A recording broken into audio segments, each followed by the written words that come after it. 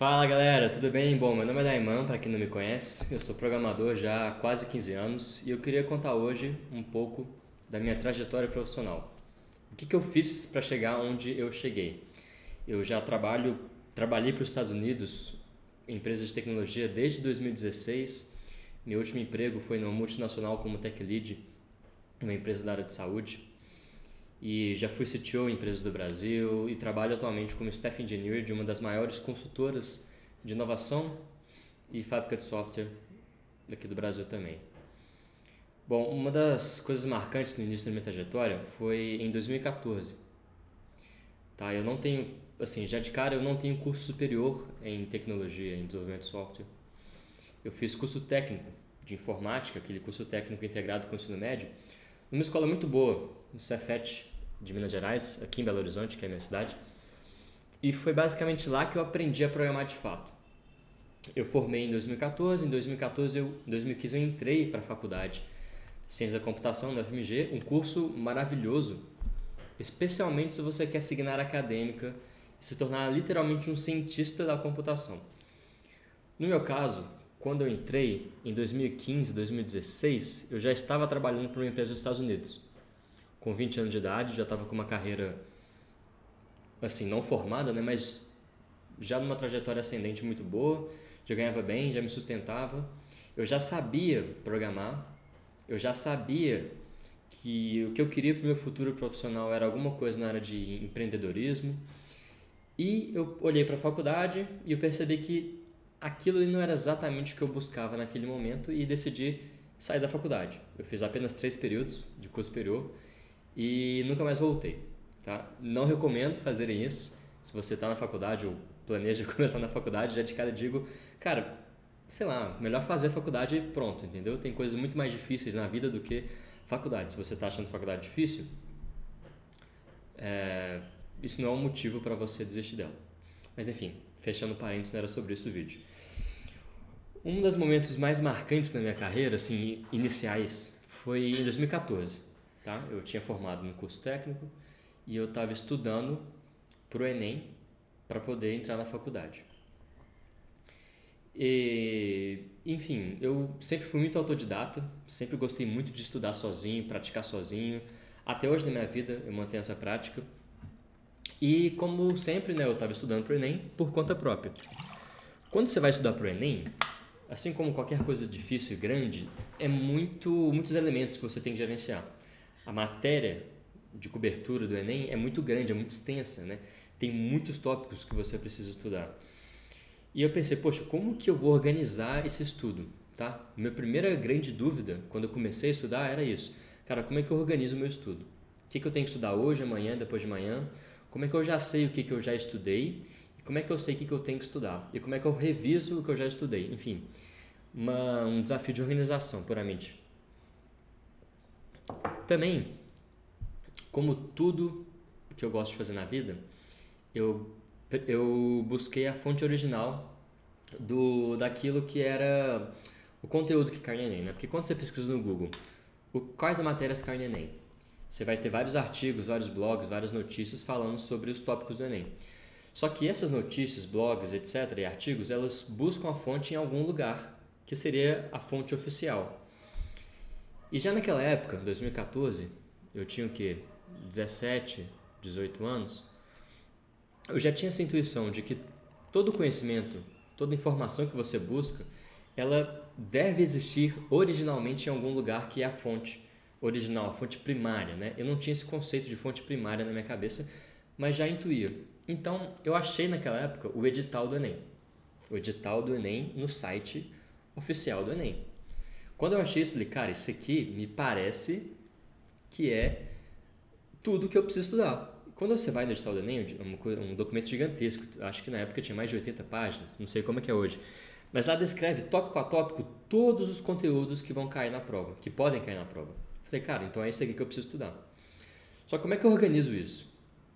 Enfim, eu aproveitei que eu já sabia programar e eu fiz um site que me guiava nos estudos, onde eu pudesse definir em tópicos e subtópicos, ou seja, numa árvore de conhecimento, todos os conteúdos que estão definidos no edital de forma que eu pudesse, cada vez que eu passasse por um tópico, eu podia marcar, olha, esse tópico aqui eu já estudei, esse tópico aqui eu já estudei, esse tópico aqui eu já estudei.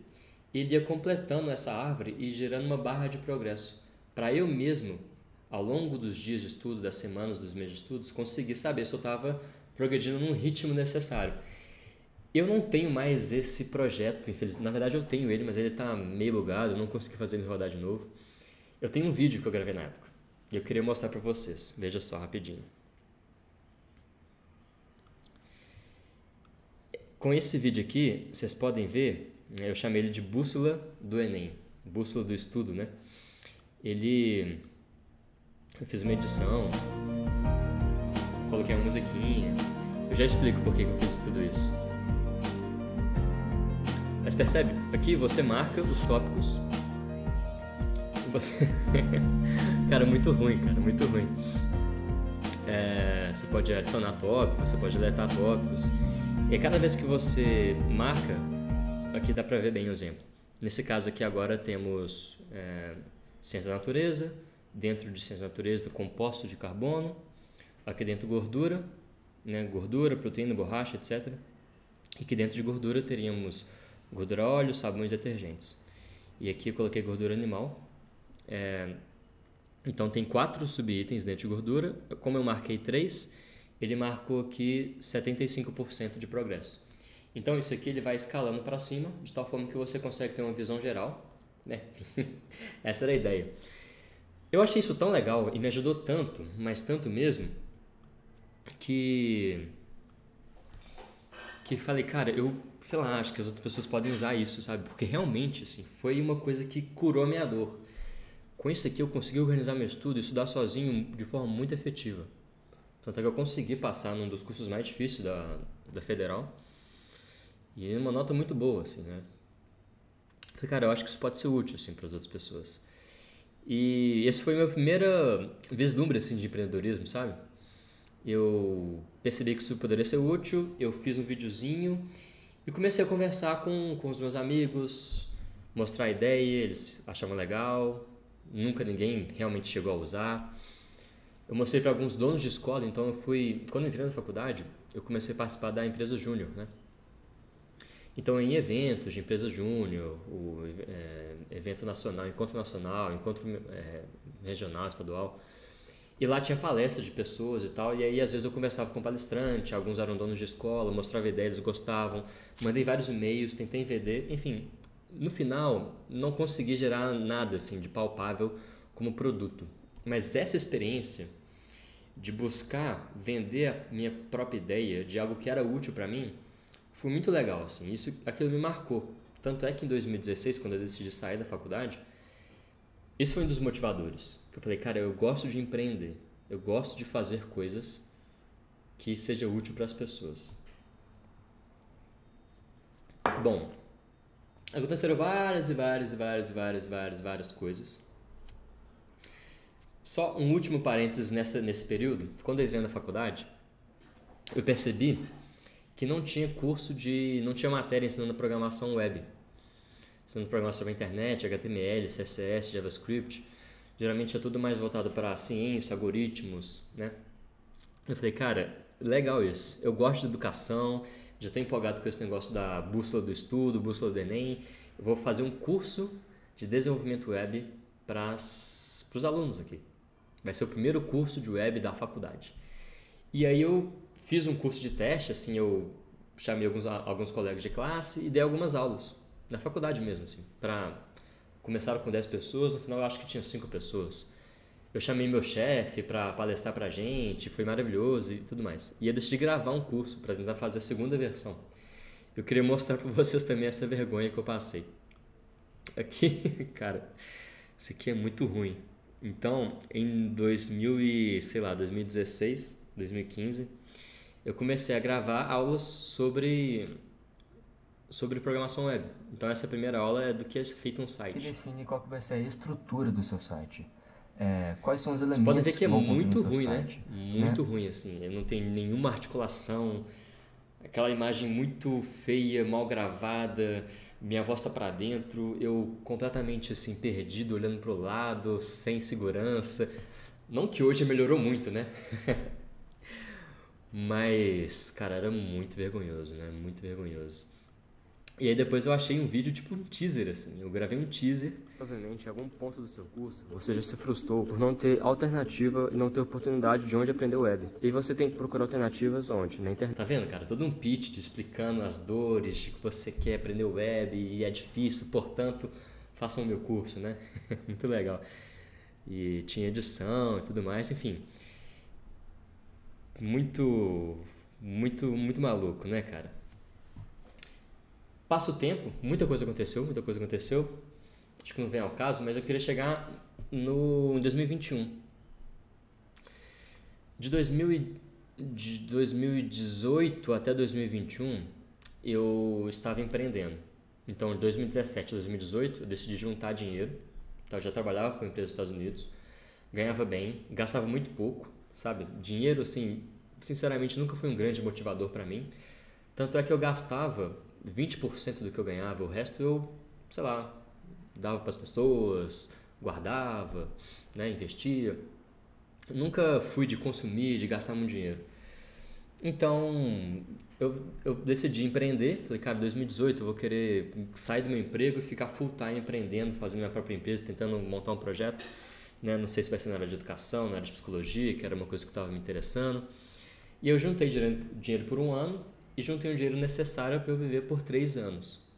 Então, de 2018 até 2021, eu fiquei empreendendo. Foi um fracasso do ponto de vista de empreendedorismo mesmo, assim, de material financeiro. Assim, não consegui deslanchar nenhum projeto, nada que desse muito resultado, muito sucesso, muitos usuários, muito dinheiro, etc. Mas foi uma experiência incrível do ponto de vista humano e de aprendizado. Quando foi em 2021, eu falei, cara, eu acho que essa coisa de empreender não está na hora ainda para mim. Eu acho que faz sentido, eu quero isso em algum momento, mas eu ainda não tenho maturidade suficiente. Então, olha só, em 2021 eu estava com quantos anos? 24 anos, 25 anos. Estava com 25 anos, já tinha empreendido por 3, 4 anos, já ganhava muito bem, já tinha alguma experiência profissional relevante e eu achava que eu não estava pronto ainda. Então eu decidi voltar para o mercado de trabalho e trabalhar de novo com programação. E essa é uma das histórias mais legais, assim, que as pessoas mais gostam, que eu pretendo contar com mais detalhes e mais calma para quem se interessar. Se você se interessar, comenta aí num vídeo futuro. Mas qual que era o esquema? 2021, pensa só, 3 anos empreendendo. Eu não estava programando há 3 anos, ou seja, eu estava há 3 anos fora do mercado de trabalho como programador.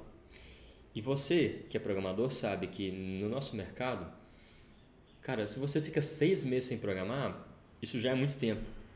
Você já está defasado. Porque o nosso mercado, ele é muito novo, ele é muito rápido. Ele muda muito rápido, ele cresce muito rápido. Diferente de outros mercados, sei lá, cara, engenharia civil, você ficar 1 ano sem construir prédio, sei lá, talvez tenha algumas novidades, mas eu acho que construir prédio no ano passado é mais ou menos a mesma coisa do que esse ano, entendeu? Não sou engenheiro civil para falar, mas se algum engenheiro civil por algum acaso está vendo meu vídeo, me corrige. Mas programação não é assim, cara, 6 meses, 1 ano, 3 anos, é tipo assim, é um mundo, é uma vida, entendeu? E eu queria voltar para o mercado de trabalho e estava preocupado. Poxa, será que eu vou conseguir uma readequação no mercado de trabalho? Então eu comecei a pesquisar as empresas e eu tinha um foco, um único objetivo.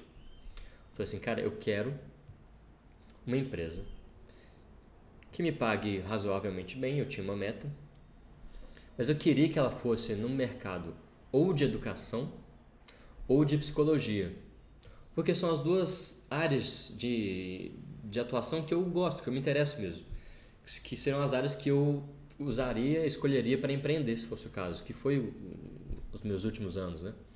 Então, já que eu vou voltar para o mercado de trabalho, pelo menos que eu trabalhe com algo que me ensine sobre aquilo que eu quero aprender, certo? Então, era um movimento estratégico mesmo, né? Então, eu estava voltando para o mercado de trabalho, ia parar de empreender, que era o que eu realmente queria, mas era algo que ia me dar dinheiro, maturidade e me dar experiência naquilo que eu gostaria de empreender no futuro, né? É assim que faz estratégia.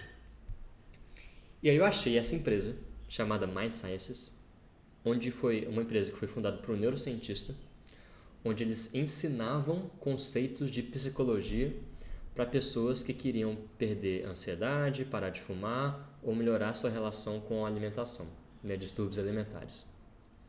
Ou seja, uma empresa muito foda, fundada por um cara muito foda, muito inteligente, que eu já conhecia, eu já acompanhava o trabalho do Judson Brewer, né, que é o fundador dessa empresa, onde unia educação e psicologia. Eles ensinavam conceitos de psicologia. Falei, cara, essa empresa é a empresa que eu preciso entrar e custe o que custar, eu vou entrar nessa empresa, não quero saber. E então eu comecei a montar um plano todo complexo. Eu pesquisei tudo sobre a empresa, pesquisei sobre todo mundo da empresa, achei todo mundo no LinkedIn, fiz um mapa, fiz um dossiê, identifiquei de fora quais eram os possíveis objetivos de negócio que essa empresa tinha a curto, médio e longo prazo e fiz um documento mostrando todas as habilidades e projetos que eu já tinha feito no passado que ajudavam a empresa a perseguir esses objetivos de negócio. E o meu plano era chegar na entrevista e mostrar isso. E mais do que isso. Na descrição da vaga, ela pedia o uso de algumas tecnologias que eu, sinceramente, não tinha nenhuma experiência prática. Pedia Angular, pedia Capacitor, pedia AWS, pedia Postgres, né? Eu sabia um pouco de cada uma, mas nada muito profundo. Eu falei assim, cara, quer saber? Eu achei um livro do Judd, desse neurocientista que foi da empresa, que ele tinha publicado há poucos meses. Eu comprei o livro, li o livro inteiro em um dia, pensei uma parte do livro que eu poderia transformar no aplicativo. E fiz um aplicativo usando as tecnologias que eles pediam, comprei um domínio e o aplicativo ficou pronto. Então veja só, eu cheguei numa entrevista de emprego, onde geralmente as pessoas chegam completamente despreparadas, e de repente aparece um cara que fez um dossiê sobre a empresa, um documento bem detalhado e bem formatado, e eu posso mostrar isso para vocês algum dia, se vocês quiserem, mostrando todos os motivos concretos e práticos, assim, sem discussão, de como que eu tinha as habilidades necessárias para ajudar eles a crescer. E de brinde, tá aqui um aplicativo que eu fiz só para a entrevista de emprego. Veja só, eles tinham uma vaga. E depois que eu entrei, eu descobri que eu estava concorrendo com um outro cara, um espanhol, Luis Fernández López, que era um cara assim, excepcionalmente mais bem qualificado e técnico do que eu, muito mais velho, com muito mais experiência e tudo mais. Então, se eu tivesse que escolher entre os dois candidatos, obviamente, por qualidade técnica, seria o espanhol. Só que eles ficaram tão na dúvida, cara, como é que eu vou escolher entre essas duas pessoas? Um cara é muito bom, o outro cara tá mais motivado do que eu jamais vi na minha vida. Quer saber? Vamos contratar os dois. E aí contrataram os dois. E aí eu entrei para a empresa, fiquei mais de 3 anos lá e me tornei Tech Lead. Bom, essa história é a história de como eu consegui, né, esse último cargo nos Estados Unidos. E acho que depois eu posso contar a história de como eu consegui me tornar Staff Engineer, CTO das empresas aqui do Brasil. Comenta aí nos comentários se você gostaria de saber mais detalhes sobre alguma parte dessa história, que eu posso gravar um vídeo em sequência. Até a próxima.